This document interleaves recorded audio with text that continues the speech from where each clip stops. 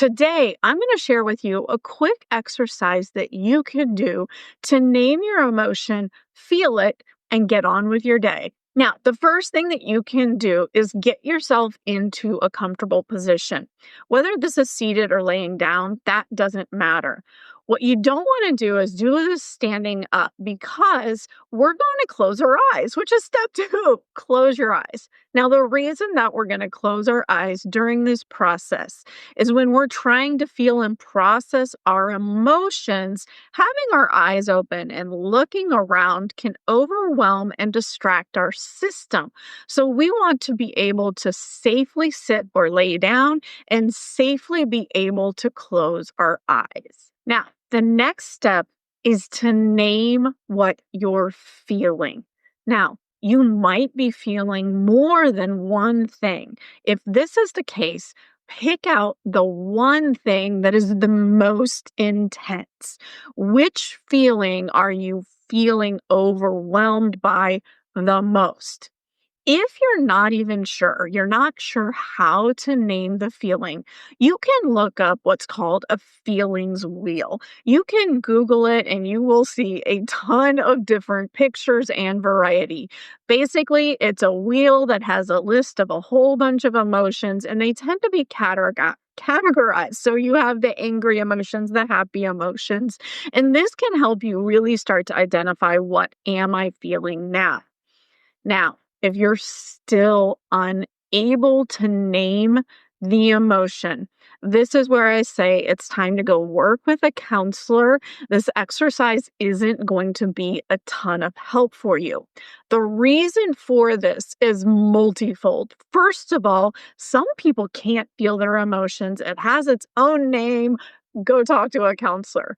The second is if you have experienced a lot of trauma, especially in childhood, feeling our emotions is very difficult.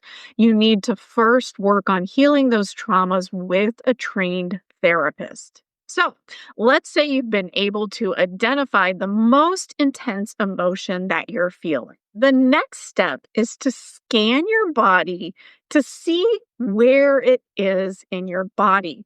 Most of our feelings have a physical location within our body. So, with your eyes closed, start from your head and go all the way to your toes until you find where it is in your body. Now, once you've identified that location, you're simply going to leave your attention there. Focus on the part of the body and how that emotion feels there. There is nothing to do other than pay attention to that emotion and feel it. Now, it might start to move.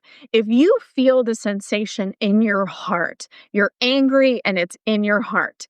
As you're focusing on that and just observing it, it might start to move to your right knee. As it moves, just follow your attention there. Remember, we're not processing, we're just observing. I'm angry, I'm feeling that in my knee, and I am going to tune into that emotion right there. Now, over time, the intensity of that emotion should start to dissipate, typically within about 3 to 5 minutes. But if it's the first time you felt this emotion and it is really strong because you just found out some really bad news, it's probably going to take more time and might even require multiple sessions. In fact, you can make this part of your daily routine. It could be that every night before you go to bed, you practice feeling and experiencing a different emotion. This will help you release that from your body and fall asleep faster. You could also add it to a morning journaling routine. Journal about how you're feeling and then close your eyes and sit there and feel the emotion that you just journaled about. Now, Once you have allowed one emotion to fully dissipate, you can do other emotions. So, if you started this with 5 emotions and you did your most intense one, you can go to the second most intense one and repeat the process. You can do this quick and easy exercise anytime that you are feeling an emotion. Just allowing yourself to feel the emotion and observe it will help you get past it. Now, there's one more thing that you can do. This is a bonus thing. If you have extra time after you have felt the emotion, you can grab your journal and write about what came up for you. Did you have certain ideas? Did it move all over the body? Was it hard for it to even calm a little bit? Journaling about the experience will help you understand the emotion even better.